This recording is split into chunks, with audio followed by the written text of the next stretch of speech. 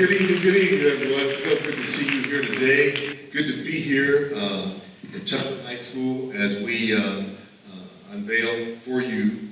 We are here to serve. I'd like to make sure that I acknowledge members of my staff and team who are here. We're split in some ways and duties today. There's a town hall meeting going on at Georgia Piedmont College, and some of my teammates are there. But for the members of my team who are here, all of you, please stand and be recognized. Members of the DeKalb County School District, all members, please stand. Give them a round of applause.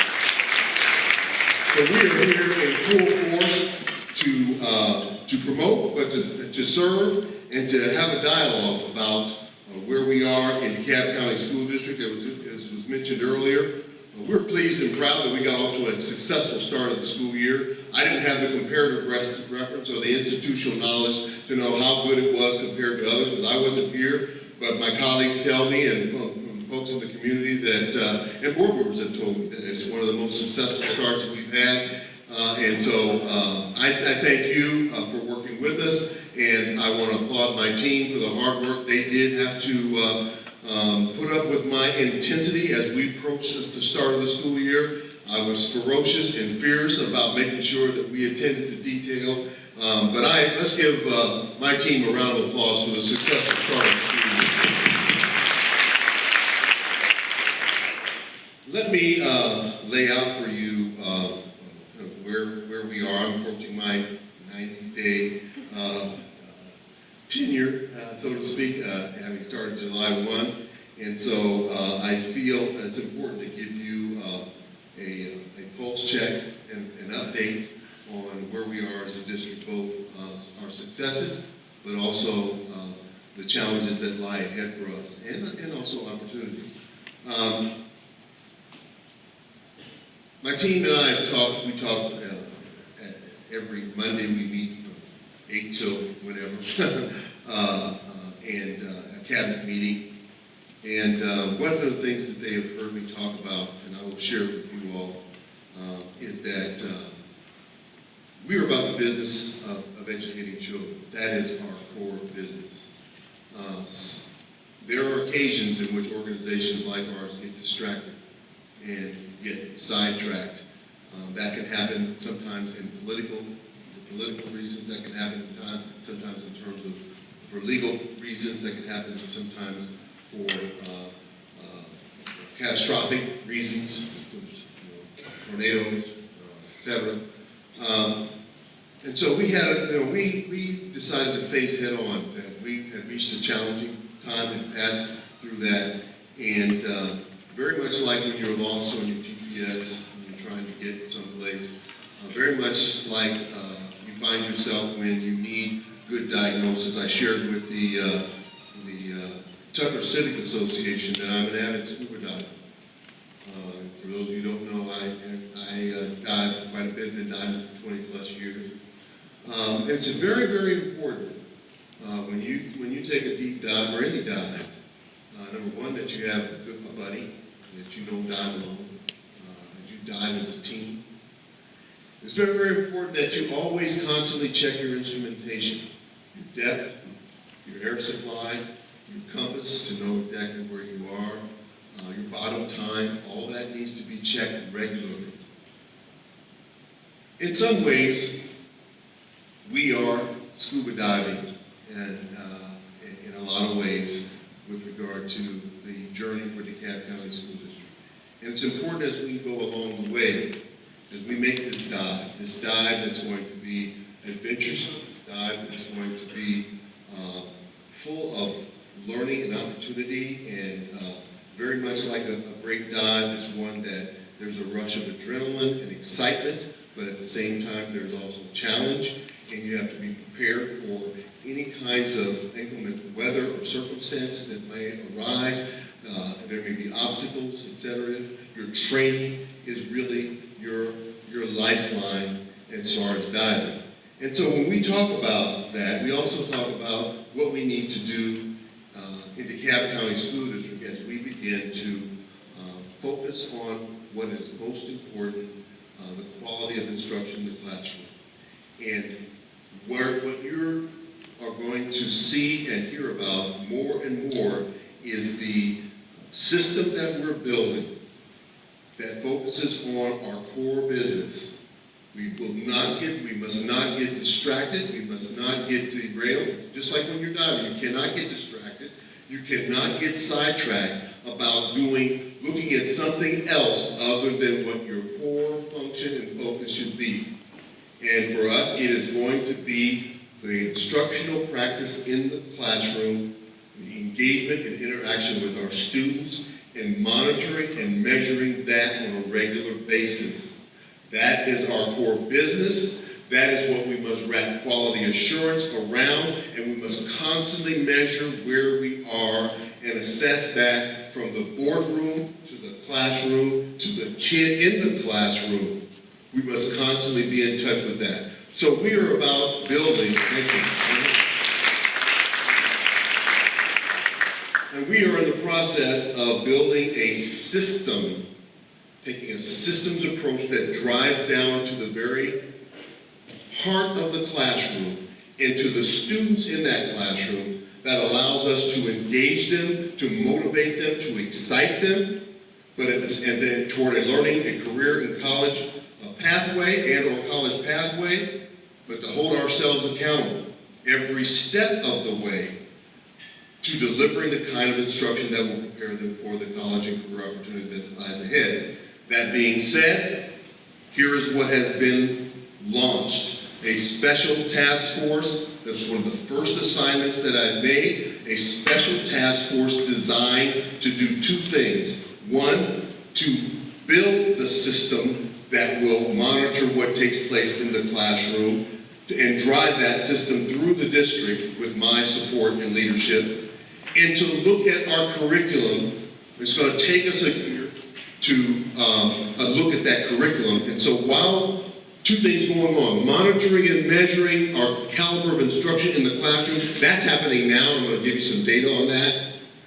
But simultaneously, looking at our curricular framework that we have now and admitting where its shortfalls are, admitting where its strengths are, and then hiring an outside firm to do a curricular audit to let us know where there are gaps in our curriculum, where there are areas of strength that need to be capitalized on, where there is misalignment in our curriculum, so that by the end of the year we will have what Marzano calls a guaranteed viable curriculum that we can that I will present to the board, that the board hopefully will approve, and that we will stand on that curriculum as our cornerstone, as our main beam of support for our students, and that we will hold ourselves accountable for delivering that curriculum of a high caliber in every classroom, every day that we engage students. That is our core business. And there will be a quality assurance, just like any business.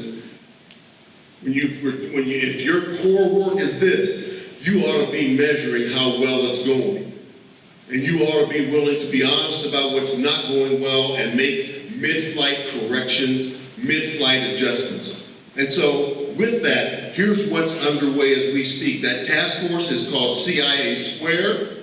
It stands for Curriculum, Instruction, Assessment, and Accountability. CIA Square. That is a boots on the ground task force, co-chaired by two of our regional superintendents, Dr. Trisilla Weaver, who is here with us, and Mr. Trenton Arnold, who I'd like them to please stand and recognize. These are the co-chairs of your task force. They have my full support, and I have charged them. We have circulated, we're about ready to circulate, an RFP for a quality firm, a high caliber firm that will come in and examine what we have and what we don't have as far as a strong curriculum. They will be familiar with best practice. They will be familiar with the expectations that we will have of them to give us put the mirror up and let us look at that mirror and see where we stand and what we need to do. In the meantime, we are engaged in significant classroom visits. We had over how many? 751 visits in the last month, 2 classrooms. Everyone who is a director level or higher has been commissioned to engage on a visit to classrooms across the district. Their charge is to observe instruction and to make sure, number one, the resources are there to deliver that instruction. 2, to make sure that the instruction is consistent with the content that we expect to be delivered. Those are the primary things. And then to observe the level of engagement, the level of rigor in the classroom, to the extent, and I was going to have, I won't be able to show you the PowerPoint, but in my hand, I have what is called a rigor meter. And the rigor meter allows us to go into a classroom and listen and observe the level of conversation that's taking place in the classroom. You can tell how rigorous the instruction is, which is a foundational piece for having a good curriculum. It's just a piece, but it's a major core component of having a strong curriculum. You need to have rigorous instruction going on, not low-level expectations. So this rigor meter has certain verbs in it, and so you can just listen to a conversation and tell the kinds of questions that the teacher is asking, the kinds of dialogue between students. So if the verbs that are being used are, I'd like for you to tell me this, list this, describe this, relate this, locate this, that's one level of rigor in Bloom's taxonomy, low-level rigor. Moving higher on the level of rigor, if the conversation is using verbs like solve, show, use, illustrate, construct, complete, classify, that moves the needle from here to here. Still not all that high, but higher than earlier. If the conversation is around using verbs like create, invent, compare, contrast, categorize, explain, separate, advertise, that moves the level of rigor to here. And I'll go to the end. If the conversation is around judge, decide, justify, debate, verify, argue, recommend, assess, prioritize, determine.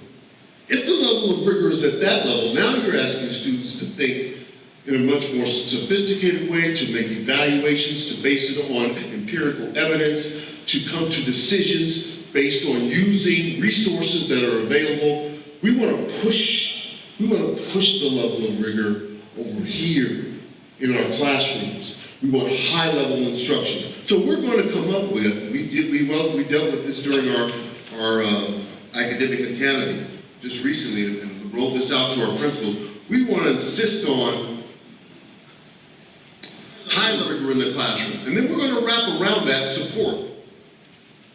Resources and support in the classroom to make sure that that happens. And then we're going to monitor to make sure that it's sustained.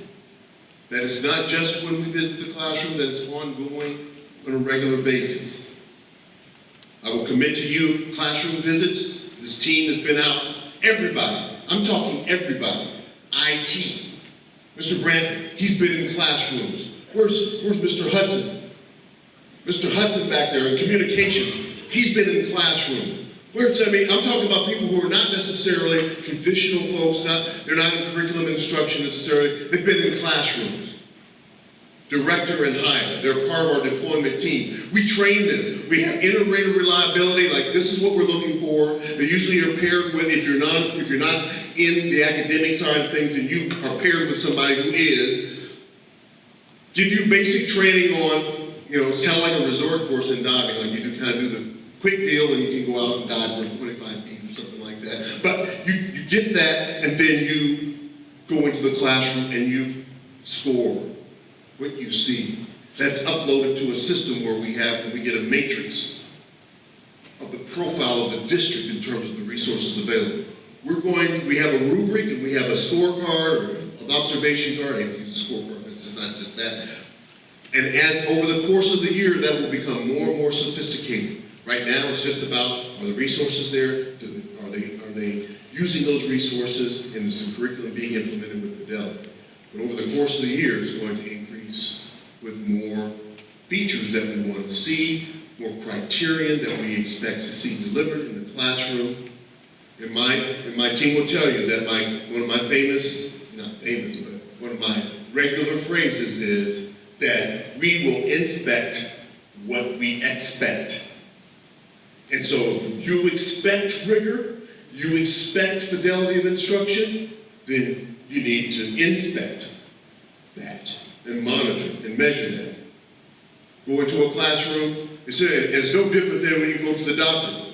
Go to the doctor, what do? Put the cuff on you, measure your heart rate, get your blood pressure. Put the stethoscope on you. Check your breathing. All those vital signs go into the computer, the doctor's making a determination of your overall health and well-being. We're going to do the same thing to a classroom. We're going to do the same thing for every student in the classroom. What I refer to as I want an academic stethoscope on every student. I want to know where they are, what they need, and I want us about the business of finding and driving resources to meet that need. So these learning walks, these learning tours that we're going on, because it's not just about working with staff, teachers who are delivering the instruction in the classroom. We are learning too. We are learning what we need to do to be a better service to what's going on in the classroom. So if you wanted an index on where we are, if you're research, you like to read the basis for and the board has these books as well. There are 3 books that we're reading right now this first semester. As a team, and then that's going to permeate through the rest of the school district. 3 books. 2 of them by Michael Smoker. His first book is called Results Now. His second book that he just came out with is called Focus. And then most of you know Jim Collins, who wrote the book Good to Great, but his most recent book is called Great by Choice.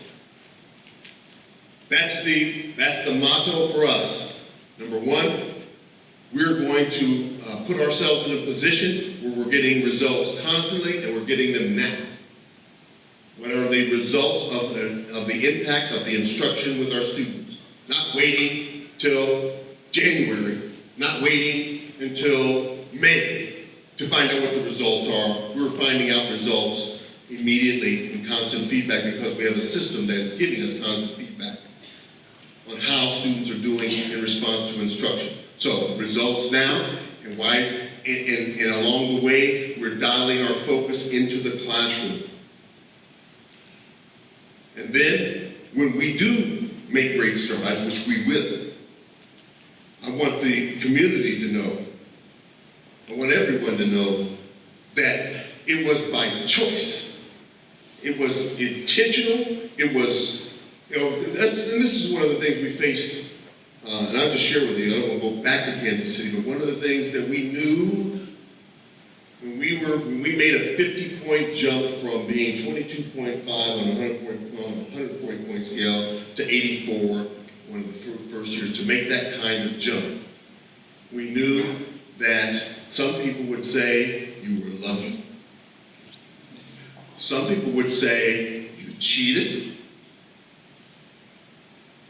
And so we had already built in the plan and had documented and written out all of our intentions so no one could say we cheated, and the scandal was going on here with APS simultaneously. And so we knew that if we made great gains, somebody's going to say, here's another one.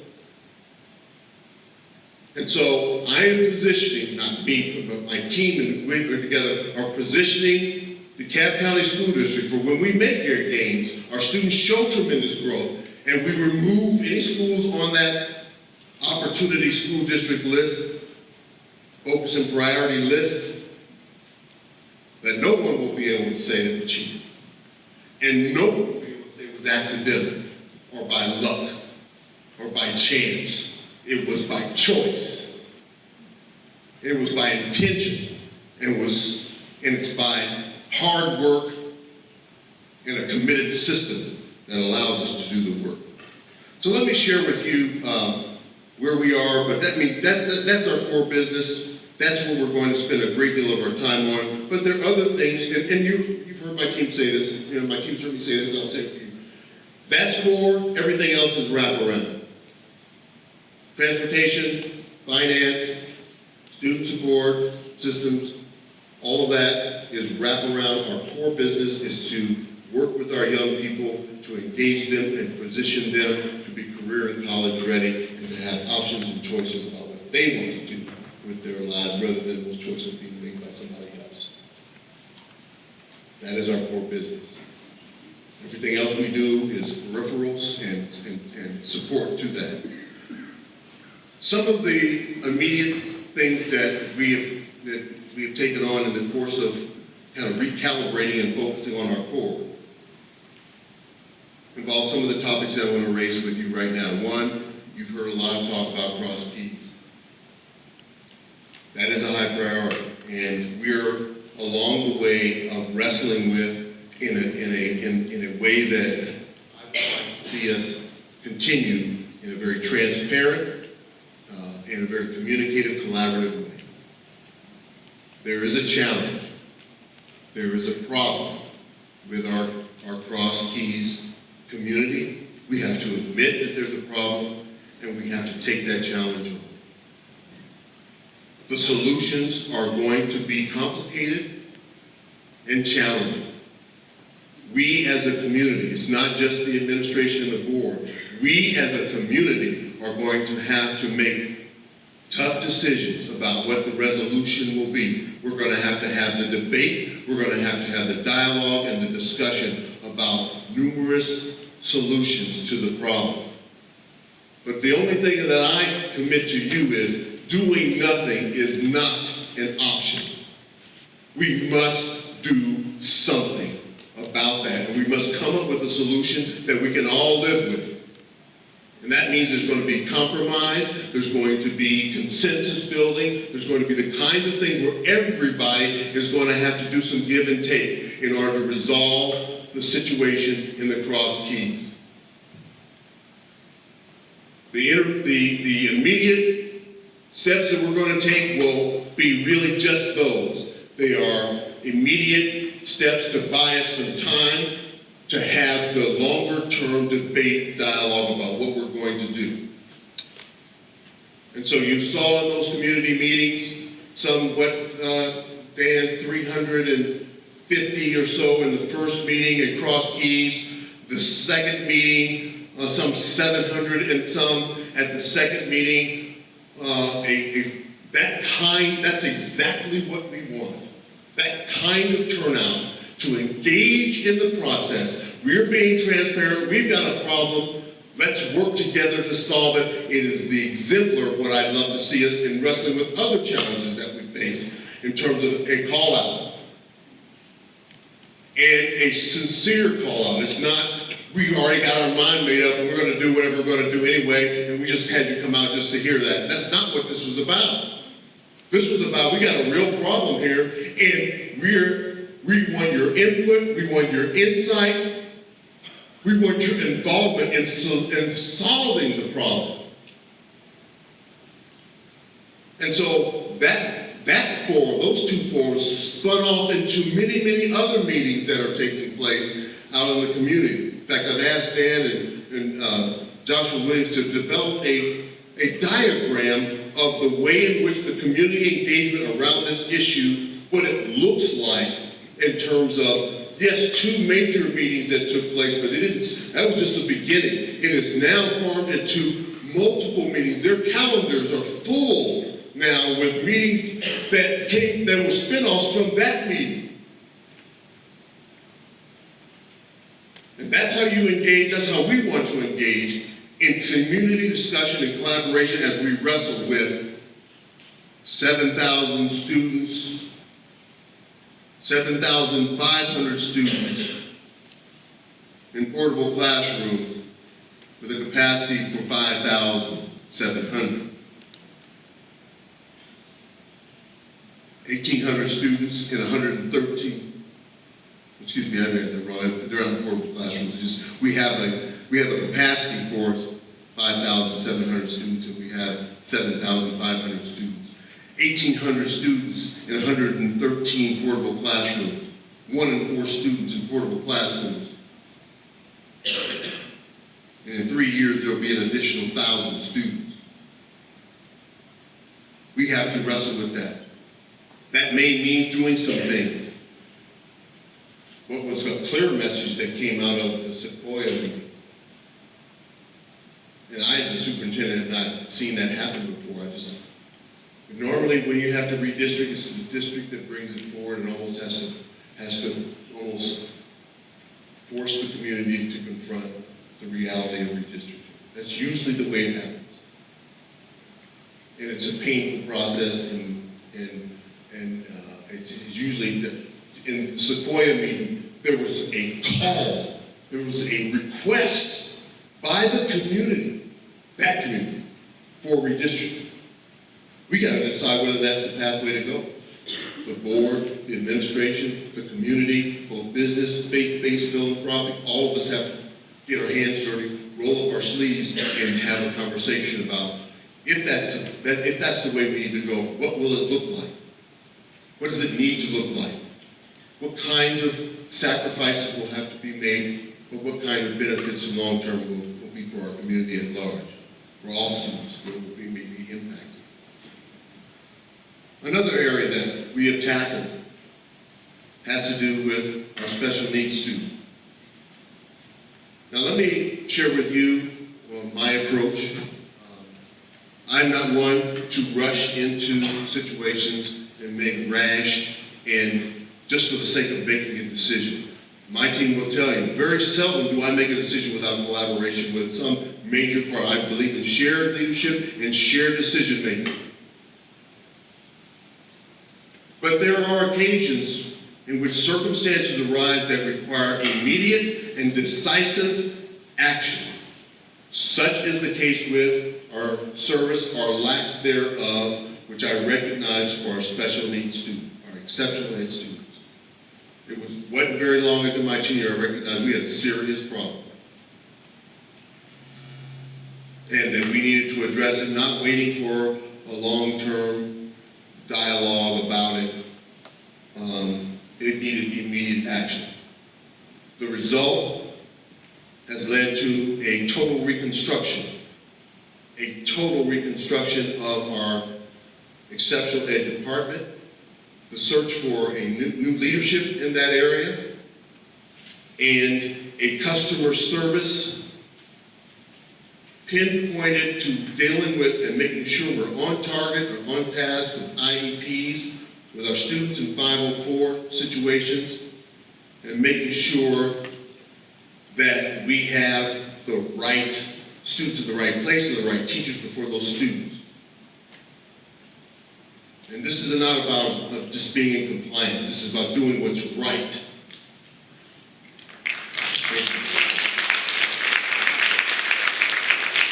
So I have to announce to the board that this department is under reconstruction. I told the media that as well. It is going to be revamped, it is going to be retooled, it is going to be redone in a way that will meet the needs, and the gauge for whether we are successful or not is not through creating an instrument or not through anecdotal information coming from within, but it will be the customer, the end user, both the student and the parent. And I am pleased to say that under Ms. Cynthia Brixton's leadership and responding to my challenge and with the collaboration of this team, I think we have turned the corner in our work in that area. Not to say that we are where we want to be, but some of the people who were our most diehard critics have come around to compliment us on our work in terms of addressing problems with our exceptional ed students. I said, and I told them, I said, my day I long for is when our most harsh critic, our harshest critic, has to say, by golly, they get it and they're doing it right. And that's what we have had happen. And I say that will be a microcosm of some other divisions that I know will need that kind of attention. It doesn't just begin and end with our exceptional ed. But part of being transparent, and that is something that the Parent Council United wanted us to do, is being honest about where we're not doing a good job and to attack that problem and to go after it with all due fervor and furor to get it right. That's what we're about doing, and there are other areas that you're going to hear about. We're going to admit we're not doing necessarily the best job there. We admit that. In fact, the conversation we had today, Dr. Johnson and I met with folks at the State Department, and they were saying the same thing. First thing you got to do is admit you got a challenge, and that's a big step toward solving the problem. So, our special needs students, some 9,306 of them, will receive the kind of care, nurturing, support that they need. Our students in the Cross Keys area are going to receive the kinds of accommodations and equitable resources and facilities that are comparable to other places in our district. I'll talk about some other areas in terms of our SACS accreditation. It's another area that we've taken decisive action on. There are 3 items left on our list of however many items we were given to address. Pleased to see that our Board of Education has responded to those things, so we are prepared in that area. They had 2 of those things, and we have 1 of those things, and we will be prepared to give an update to the SACS committee before the end of this year on our progress in those areas. We've had very successful meetings with their delegation. They are a critical friend and kind of watchdog in this process. But the last meeting that we had, they were pleased with our progress. You know one of the things they're pleased about? Well, the gentleman just said, I don't hear any of this static. Normally, I don't hear stuff like I used to hear. Did Ms. Knight hear what he said? That to me, that's what he's talking to us, saying, that's a sign you're doing a good job. Keep up the good work. So we will continue our journey toward accreditation, and we expect to deliver an appeal for full accreditation. Is that this spring coming up, we get a chance to make that case, or is it a year? December, I'm sorry. December. We expect to make our appeal for full accreditation. Can I get a clap, an amen, or something?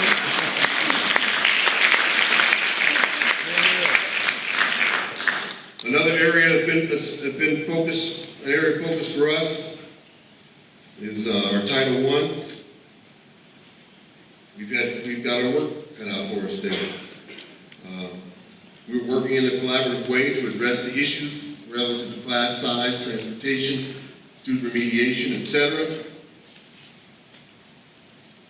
And we're not going to leave any money. We are not going to leave any money on the table. Everybody understands that we have to give back some money. We are not going to do that ever again.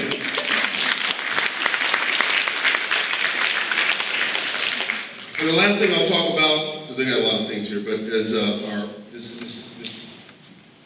OSD, this Opportunity School District dynamic that we have, and in that regard, I've been in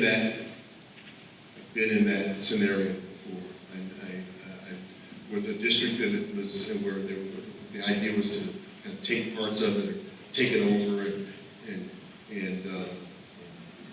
assign it to something else, and that whole piece.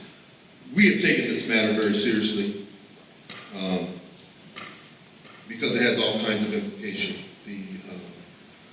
The erosion of local control, the elected board members that you have. It's just, to me, a slap in the face that we're going to take your schools away from you and have something else run them, and so on like that. We've worked very closely with the State Department, the MRESA organization, to learn about what we did not do well and what we needed to do. We learned also that we left, just like in Title I, we left some money on the table because we weren't quite sure of how the metrics work and how the scorecard worked, etc. We didn't have a good handle on that, so we left some points on the table. That won't happen again. And so here's my vision. Fast forward to November, that's my birthday, 2016. I want to call a meeting of all the Opportunity School District principals, and nobody show up, because nobody's eligible. That's my goal. Say, all of those who are an Opportunity School, come to a meeting at the auditorium here at 1701 Mountain Industrial, and I want to just sit there and wait. And as the time goes by and nobody shows up, because they know how I am about attending meetings, you don't miss it, and so I'm going to sit there and relish in the fact that nobody showed up because there's nothing to show up for. That's the vision going forward. So we have a full court press plan. You're going to hear this at the October 5th meeting, and the superintendent's report is going to be a full unveiling of our focus on, but it's really not just those schools, but they're going to get the intensive care that they deserve. Our investment in raising those schools and making sure that they have the resources. It will be considerable financial and human capital investment and making sure that those schools have every opportunity to rise to the level of both our focus, priority, and our Opportunity School District. There will be a thorough report, so I invite you to hear that report at the October 5th meeting under the superintendent's report, where it will be fully unveiled, the numerous things that we're doing to provide wraparound support, to provide intervention, RTI, response to intervention, and to do the kind of triage that needs to be done to give those schools the support that they need to rise above their situation. Let me also share with you our outreach as Allison actively put out that I've been out and about over this thing. And that is my modus operandi. I will be out and about. And so you may see me in a number of different settings, whether that's riding in parades at Lakeside High School or their homecoming, or whether that's tomorrow, Saturday. I'll be in South DeKalb at a march, a walk there on behalf of our children, and I look forward to that. I've been in our faith-based community and been in our churches and have given messages there. I see it as a responsibility. I promised when I interviewed for the position that I would be available, I would be visible, I would be accessible. And on the scene with Green, which will be coming up later on this month, something that I did in Kansas City, and I'm bringing that here. If you look at the remarks that I made when I came here for a press conference, I believe it was, on one of my visits, I said that we were going to bring On the Scene with Green here. One of the things you will see that I'm a man of my word. If I say I want to do something, we'll find a way to get it done. I think my team will attest to that. Take this work very seriously. I'm very mission driven, and I expect to infect my team with the same kind of spirit and same kind of intensity that I have, and then for that to permeate throughout the DeKalb County School District. One of the things you'll hear me say, the system that we're talking about building, it's more than just a system to monitor and measure how we're doing with regard to instruction. It is also served like an MRI or an X-ray machine. The The system is going to be so precise and so demanding and so intense that it will illuminate the strength of the organization, but will also expose its weaknesses. And that means people as well as programmers. And so when you're disorganized and unfocused as an organization, people can hide in the system. Let's be real. They can hide, get a paycheck, and hope nobody ever notices them, and they can get a paycheck for many, many years. If you're disorganized, if you're not focused, you've got a lot of pockets where people just find a way to tuck themselves away and basically say, they're so busy with all the other distractions, they don't even notice that I'm here. But when you're precise, when your system is exact, and when your system drives down to the very root of the classroom, and you're inspecting what you expect, then you find where those pockets are. And then you can take action. And for some, it may be a matter of, we see you, we're going to insist on the most out of the talent that you bring, and that we're going to make optimal use of that. For some, perhaps there's a mismatch here, and maybe there's another career opportunity for you, and we're going to help you in that way. So we're facing that crossroads where there's going to be, and I've said this before in other settings where I've worked, with turnaround comes turnover. So there's a point in which you build the system, and after you build the system and the system is working well, then you get down to those who are in the system, the people in the system, and whether they're functioning at a high level to deliver the outcome that's expected, and then you have to flip the workforce. And so we're going to have those candid conversations about what reorganization, what retooling looks like in various departments throughout the district. We will uncover and expose where we need to do the work. We'll be honest about that.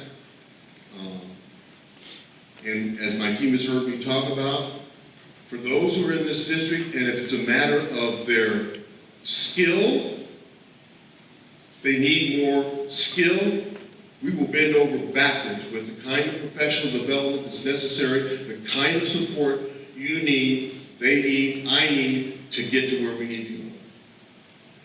If it's a matter of will, you don't have the will to work with our children, you don't have the desire and the conviction and the belief in our children, that's another problem. And that leads to a whole nother conversation that Dr. Ward Smith will be involved in, Mr. Michael Walker will be involved in terms of how do we create an exit strategy for folks, etc. So, in essence, and I don't want to go on too long because I've got a lot of information here, but we're in a good place and a good space as a school district. We're honest, we're going to be transparent and honest about where we're challenged. And I commit to you, we're going to work on those areas. We have strengths, we have our diversity, and we want to capitalize on the diversity. We have successes with our budget and our sound fiscal situation as far as being, we're financially stable. Is that the right word to say, Dr. Bell? Yes. We are financially stable, and we want to continue in that vein. Some of our academic scores we can be proud of with our SAT gains, etc. And what I told the editorial board, and this is the same thing I asked of you, but I told the editorial board just this morning of the AJC, I said, we're kind of like that kid that ran into some problems and now is seeking to turn around. And sometimes when kids make that turn, and we've all seen it, we've all seen our children, they were headed one way, they were looking, you're like, you're ready to pull your hair out, is this child ever going to get it? I don't know, whether it's our own kids or whether it's somebody else's kids but in the neighborhood, but that child, I hope he finally gets it, I hope she finally gets it. And at certain points, things come together, and I don't think we really still understand what, it's like a maturity sets in, something else happens, an experience happens, whatever, the kid starts to turn. The challenge that child faces is those who've already typecast that child will not let that child get away. They will keep trying to, that's the same bad Billy that he was, and the Billy's trying to say, I'm different. Will you let me grow up and be different? I'm trying to get rid of what that was. And the gravitational force to keep Billy back is very powerful because he's been labeled, and so Billy's got to fight that much harder to overcome. So Billy's reality is here, and his perception is here, and he's struggling against those who have the old perception. The DeKalb County School District is the same situation. We're going to try, and we're going to make significant progress beyond whatever our past was. And what I need from folks is to let us grow and go in the direction of improvement and recognize us when we do that. Yeah, I'm not asking, I told the editorial board, I'm not asking you to give us credit for something we didn't earn. But if we make progress, when we make progress, give us the credit, give us the encouragement. Let us do it. And the editor said, yes, we will.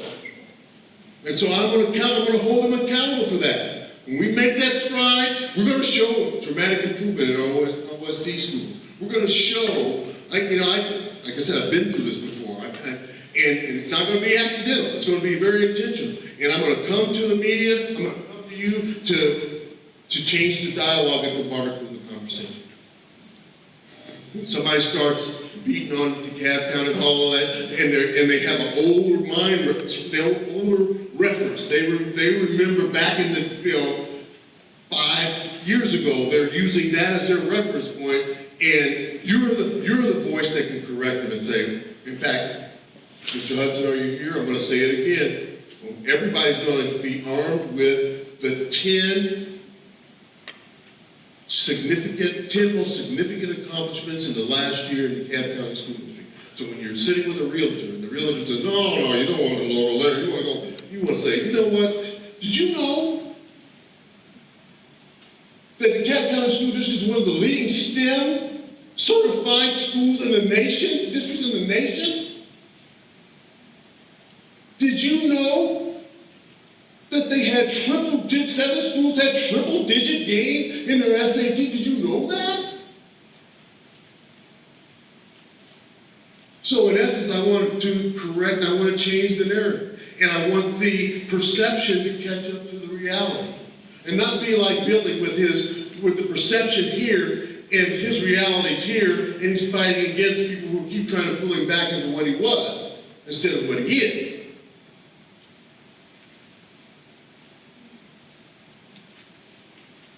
So in essence, we are going to share with you the things that we can brag about, that we have not only had a successful opening of schools,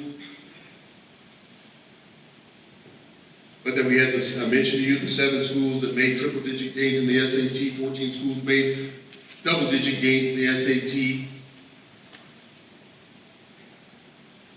Pinecrest opened successfully, a brand new state-of-the-art, technology-infused 900-seat elementary school in Fernbank is on the horizon for November to open. Similar model. And yes, Mr. Bramley, we're talking about the technology that you just talked about earlier, that Office 365 is alive and well and in play, and then we have 50 gigabytes email for space. And this is part of the vision, hang on. I firmly believe in one-to-one. We had a successful implementation of that in Kansas City over a 2-year period, every student having their own device. Long term, I want that for the DeKalb County School District. Every child have their own device, and to open up to the world of technology and world community. And so to that end, laying the foundation for that long term, get ready, members of the school board, because it's coming your way, students for theater, your curriculum and instruction and IT are working in a tight weave, a tight interwoven process to position us. We got the bandwidth, right? We got the space. And we got all kinds of financial opportunities with title and SPLOS and what's the other one? General fund. We're going to be able to afford it. And we're going to roll something out like that relatively soon, in the next, soon.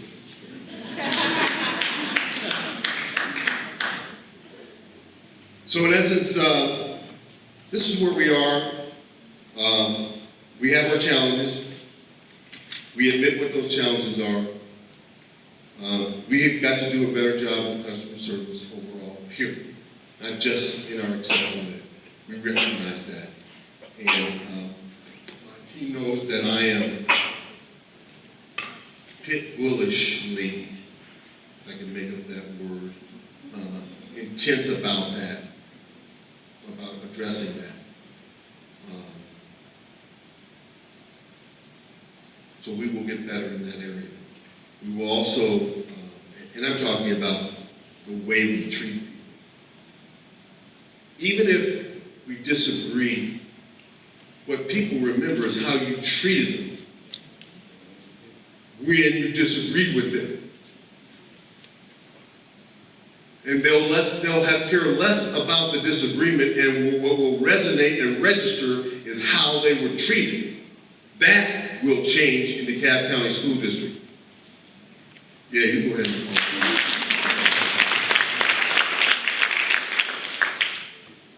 And then we're going to go about the business of transparency, of being more open, and keep in mind, I've nurtured a school district in the past through trauma. When you've been traumatized, you probably do the very thing that you shouldn't do, and that's close off. And organizations do this every day. They experience trauma or some kind of failure and almost wall themselves off rather than opening themselves up and inviting help and collaboration. And so you will hear more about our openness to partnerships, our openness to collaboration, our transparency about our shortcomings, but also our celebration of our successes. So marketing and communications is going to ramp up. Exceptional ed is going to ramp up. Curriculum instruction is going to be even a higher profile than it is now. And so we will march down this journey with you. And what we commit to you is that we will be good stewards of your taxpayer dollars. We will be responsible in terms of the investment of them. And we will share with you where we're investing them and why. And much of the time we will seek your input and your involvement into what that needs to look like in order to make us and help us restore our rightful place as a premier school district in the state of Georgia and the nation at large. Thank you so very much for your time today.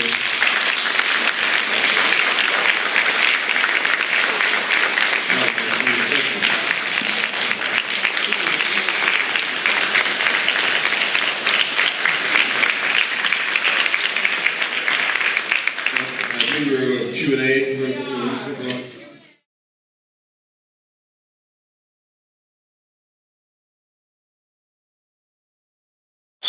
One thing that we do know is that the current curriculum framework was drafted by teachers. Dr. Beasley could certainly attest to that and talk about thousands of hours and thousands of employees who worked to draft the framework that's currently present.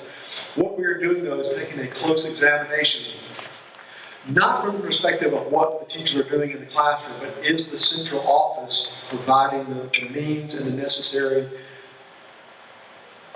pieces and support to allow their core business to take place. So we talk about examining, does the curriculum line up. And when we mention that, we're talking about, does the written curriculum and the taught curriculum, the learned curriculum, and finally the assessed curriculum all match? Because if it doesn't, then there's no wonder why you might have variations in test scores all across the district. So we're taking a close examination to make sure that's in place. We're taking a close examination of the central office. Do we support and have the finances and the allocation of funds designed to support the core business of teaching and learning? So it's all about a closer examination of what we're doing to support classroom teachers and teaching and learning. The price, to the price point, we can't go into a lot of detail right now because we're going to have bidders. But we do have a budget for that, and we consider this a major investment. So it's probably going to cost upwards in the six-figure area.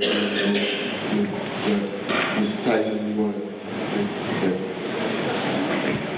Yeah. Yes, competitive bid, we can't talk about it, we actually interfere with that. But yeah, it's going to be a major investment that we will bring before the board. And I assume we're looking at, I know that I guess there have been some curriculum analysis done in the past couple of years at DCSD, is that true?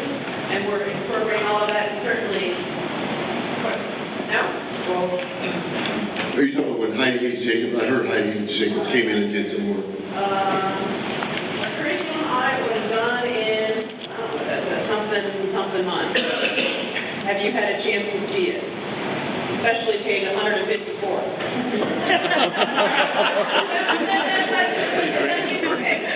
Just get us that time. I don't want to do questions from the audience too much because we don't have that much time, but let's make sure we want all the resources looked at. But we're not doing questions from the audience right now. They will find you and they will get the information. I want to go on to the next one, which we got to ask. It's top charter system. Yeah. Some people felt that maybe there wasn't enough time for the community input, for the community to actually get to the input sessions. I guess the first one being in Dunwoody with only a few days' notice and a Jewish holiday. And I know there's others. So there's questions about, this is not your problem, but is the carryover from challenges of the past. A lot of us hear community input and we think charrettes. I hope you don't know what that word means.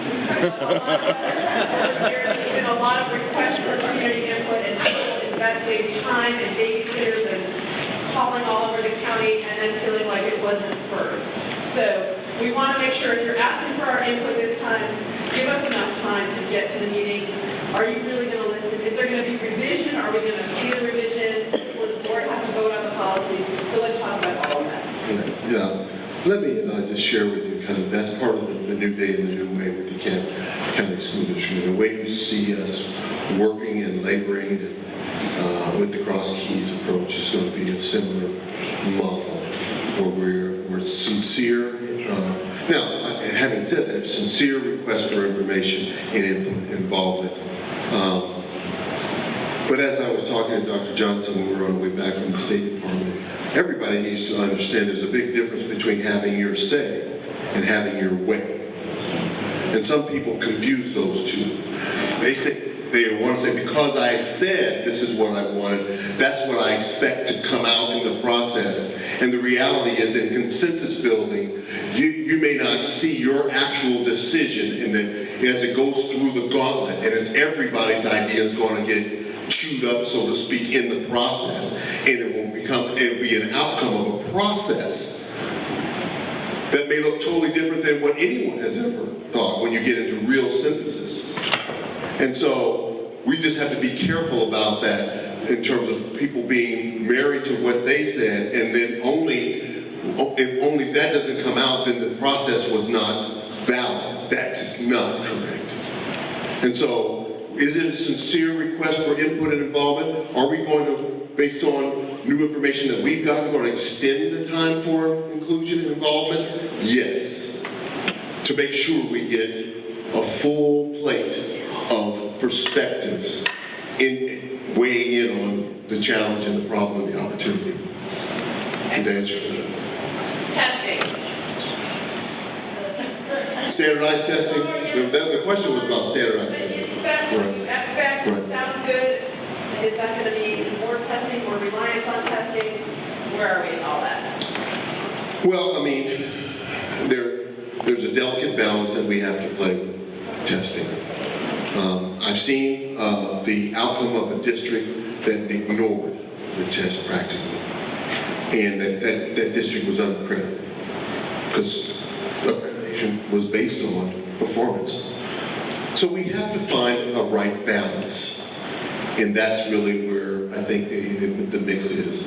I have my issues with standardized testing, I'll be very honest with you. I was very vocal inside the College Board about norm records and bias that are built into those assessments, both socioeconomic and ethnic. Yet at the same time, I recognize that that's part of it's a part of the ecosystem that we're in, and we have to understand that.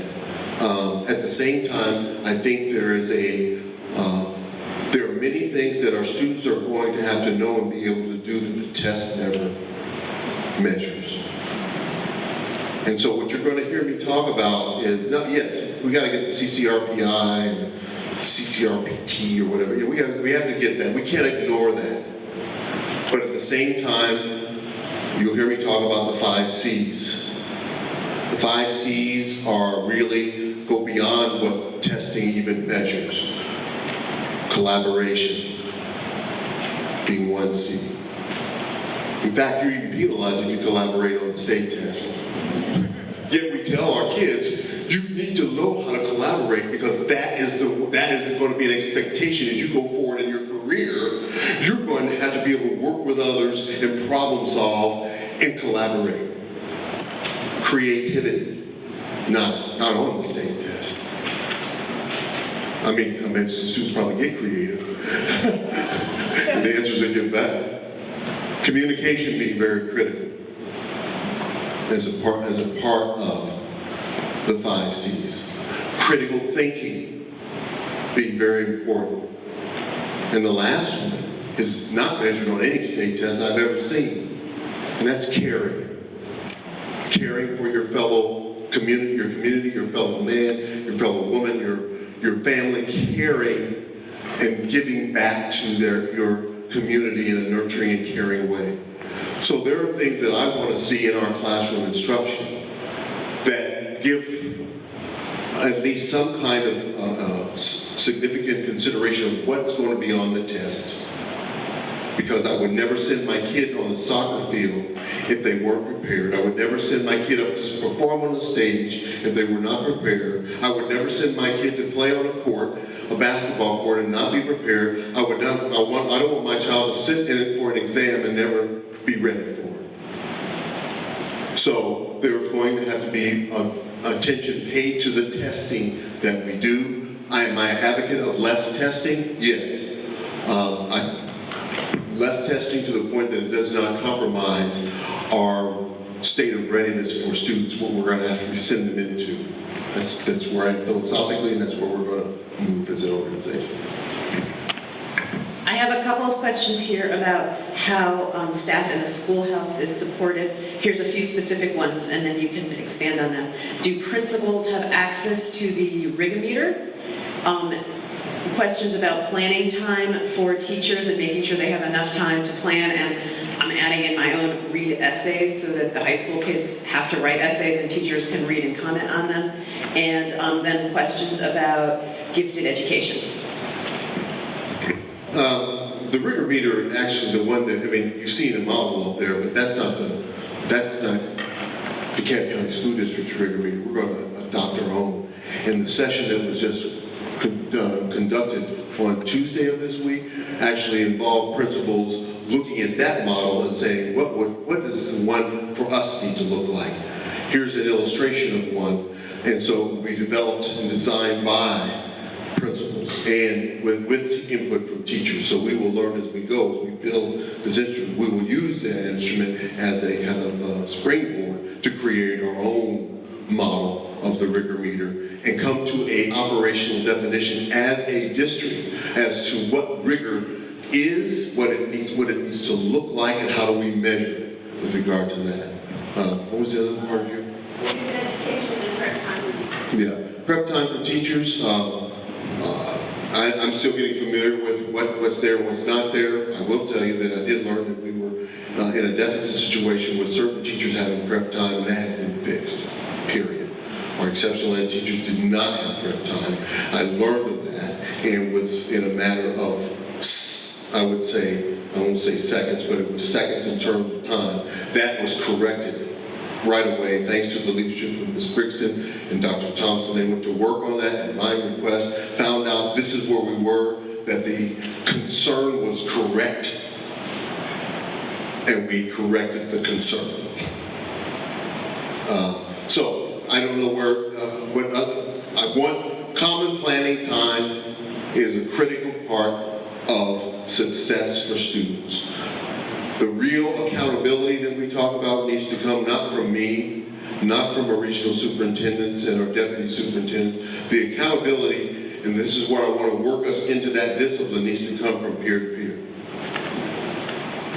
And so, time for us to discuss how our students are doing that we share, and what the data tells us. You as an educator, me as an educator, collaboration time, there's that word again, collaboration, that is critical. So I am still on a learning curve to figure out where, if that's not happening, where is it not happening, and how do we reconstruct ourselves to do something about that.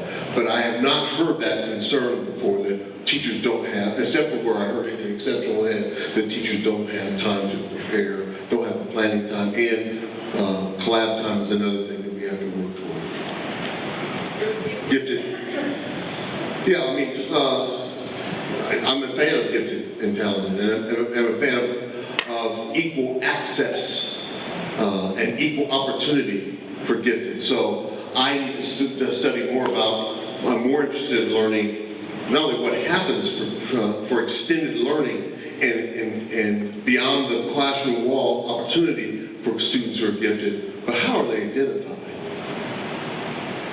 What is the criterion by which gifted gets? And I don't know. And I've seen it in different places, in Indianapolis and New York City and New Jersey and Kansas City, and so I still have something to learn about the process for identification. I know we use the Iowa Test of Basic Skills to help identify students, etc. But what else goes into that? Teacher recommendations, but that process and how equitable is that process is a question that I have that I don't have the answer to right now, but I'm interested in learning about, and then I'll make my decision on what action to take based on what I learn. Let's change topics and talk about money.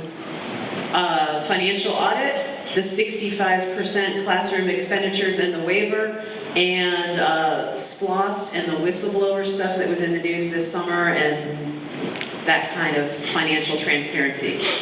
Address it all. Got till tomorrow?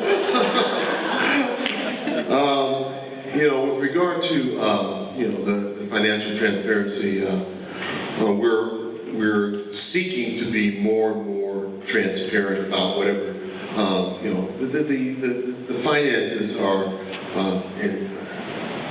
interesting in terms of the state, local, and how that all works. And our guru in that is Dr. Bell. He's our man who understands that, how that all works. He has considerable experience.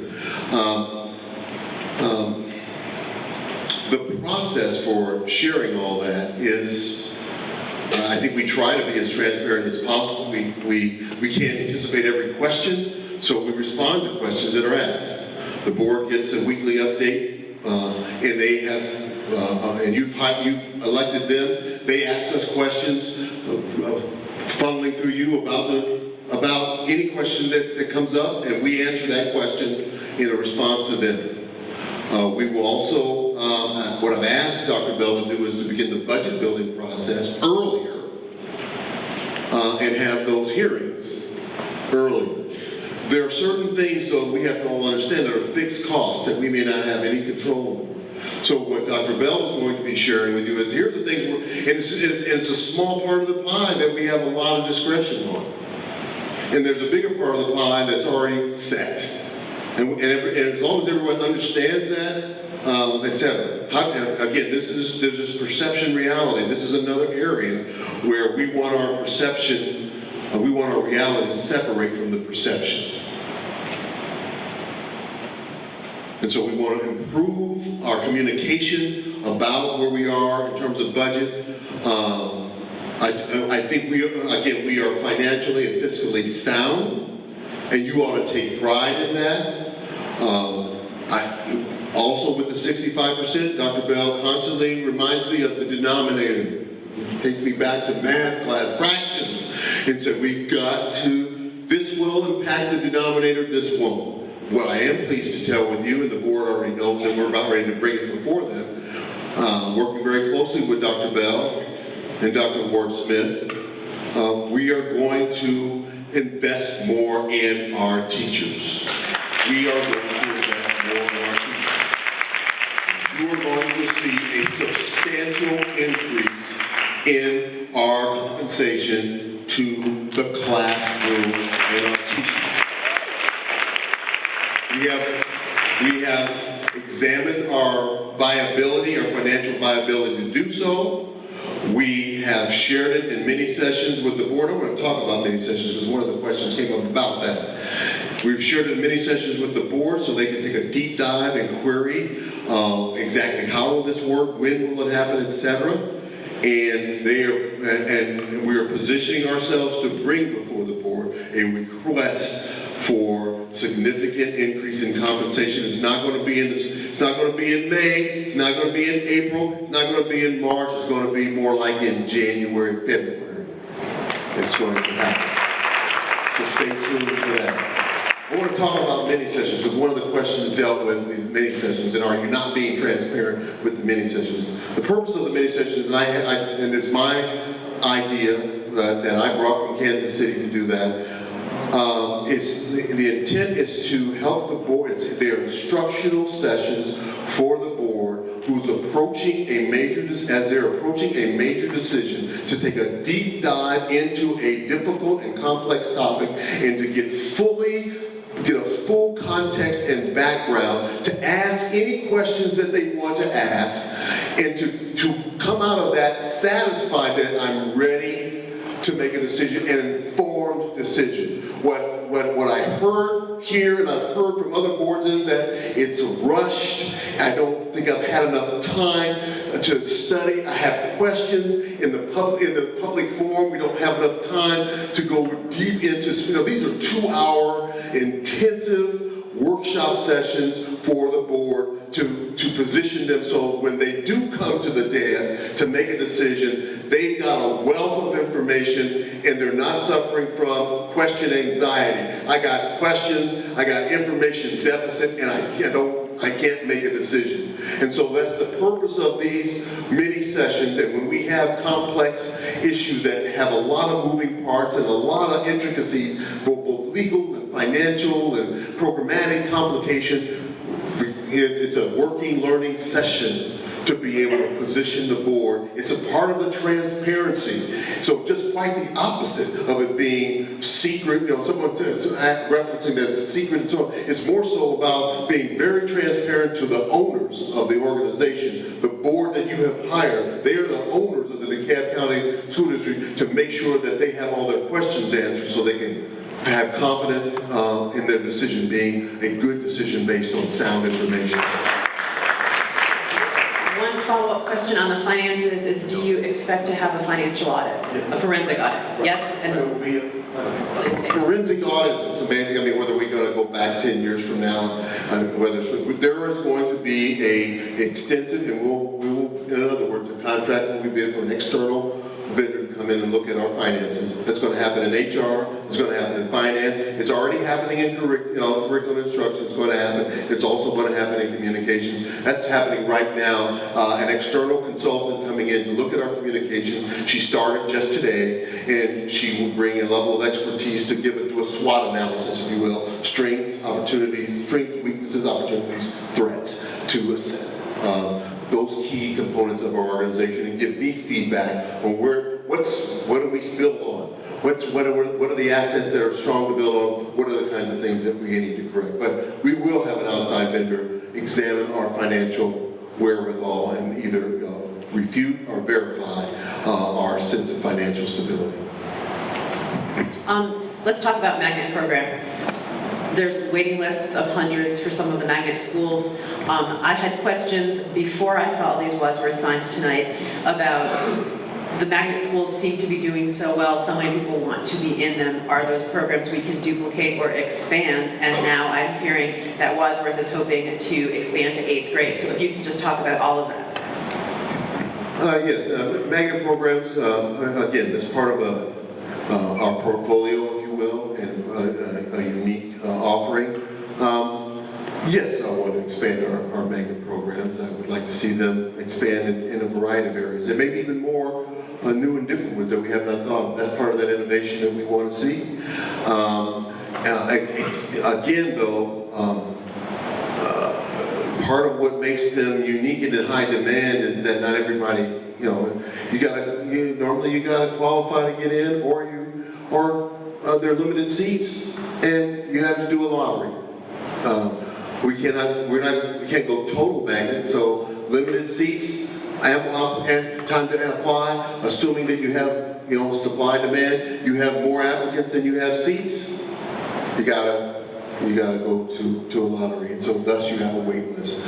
Do I want to shrink that wait list? Absolutely. But at the same time, I don't think we will necessarily eliminate the wait list totally, because you expand it, and guess what's going to happen?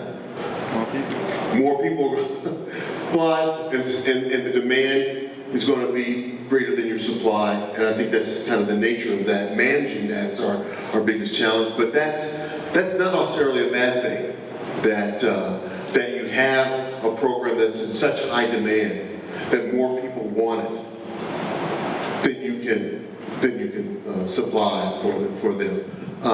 But I do want to create more alternatives, more options, more choice, if you will, for programs that, in the event that doesn't work, there's another comparable alternative that a parent will feel very comfortable with, that their child could get in and still feel the challenge, the rigor, the opportunity, etc. So again, I'm not going to make a commitment to say that we're going to eliminate the wait list. I don't think that that's practical, but there are other ways to attract, to expand the programs that we currently have and offer some new options that may be a relief of some kind. We're at like 8:32, so let me ask one final question that came in tonight. Tell us about an unexpected challenge you had in your first 90 days, and then give us some parting comments. Unexpected challenge that I had. Unexpected, you knew there were a lot of surprising. Right. I didn't anticipate, I won't call it, the cross keys situation hurts my heart. I'm going to be very honest with you about that. And so normally, I have had people, as a superintendent, when either coming on board or like they will tell me that there's a problem, and a lot of the time it's exaggeration. A lot, not all the time, but sometimes it's exaggeration. Oh, you got to see this. And then when I saw the cross key situation, it was worse than the exaggeration. And so I'm like, wow, we got to do something about that. I mean, Mr. Thurman and I had talked about it, but I didn't have a visual. And then when I came in on June 25th, and I said, I've heard so much about this cross keys thing, and people were in my ear talking about it, writing me. I'm in Kansas City, and people were writing me about something. You got to do something about this overcrowded situation, etc. And I said, okay, yeah, all right. Maybe they're embellishing it so they make sure that it gets on my radar screen. And so I said, first thing I want to do when I get on the ground on June 25th, Mr. Thurman, I want to take a visual tour of the cross keys here. So we drove up there, and I was like, and so then the challenge became, how do we accelerate the plan that was already, there was a plan, but I came back to the team and I said, we got to put this thing on steroids. It's got to go faster than this. And so that was an unexpected, decision that we had to move on right away. And I didn't, and I wish time is, and like I said, I want that to go away. Stays on your brain, you see that, and it's weighing on me. But Mr. Drake, you want to talk any more about that, or what we're planning to do, or I don't want to put you on the spot, but you comfortable with where we are? Yeah, come on. It's because he's heard my furor. He and Josh Williams have heard how important it is. Thank you. Yeah, so we did get the directive that let's look at cross keys, let's look at it very aggressively. So we are looking at the short-term options for next school year, and we're actively coming we came out with some proposals about some 3rd and 4th grade academies and some modular buildings in there. And we are now working with a key stakeholder group to actually look at some other alternatives, and we'll be ready to present those to the board on the October 5th meeting. And then long term, there's lots of things we need to be looking at as far as middle school and high school capacity for Cross Keys, Sequoia, and Cross Keys High School, and a lot of the other middle and high schools. And so it's a great that we have the support, that we can move forward and openly have this conversation with the community on these things. So we're actually moving forward on that. So that was kind of unexpected. So you're gonna give us answers to all the questions. We are going to get them put together in some nice document. It will be on the Parent Councils United Facebook page. So like us on Facebook, even if you don't really like us. You just have to do that so you can get access, and we'll post the document there as soon as we get it. And that way everyone can share it, and with your respective school councils and PTSAs and communities and all of that. Anything else? Final words? Your school district, our school district, is at a critical crossroads. It is going to make a concerted effort to, and not only just the effort, because I love effort, but I love results better, to make significant turnaround and improvement in key areas. It's going to build on the assets and the positive things that are already happening and move forward to new heights. Join with us, be with us as we take this journey. It is not without its challenges, we admit that, but you can count on us to be candid about what we're trying to do and what we're working on, and I am going to commit to the same kind of thing that we expect from our students as a result. And I told the team that if our students aren't doing better because we are here, the kind of the but-for principle, if they're not improving in instruction, if they're not doing better, then either we need to do something else, or we have to question whether we need to be here. And so we're holding ourselves to we want students to do better because we touch them, because we engage with them. They ought to be better because we were present in their lives at an important time. And that doesn't mean that we're going to be challenges and there are going to be setbacks and periods, but the overall trajectory is one of rise. And so together we will rise. Thank you very much, Dr. Reed. Thank you all for coming out tonight. Have a great night. And like us on Facebook.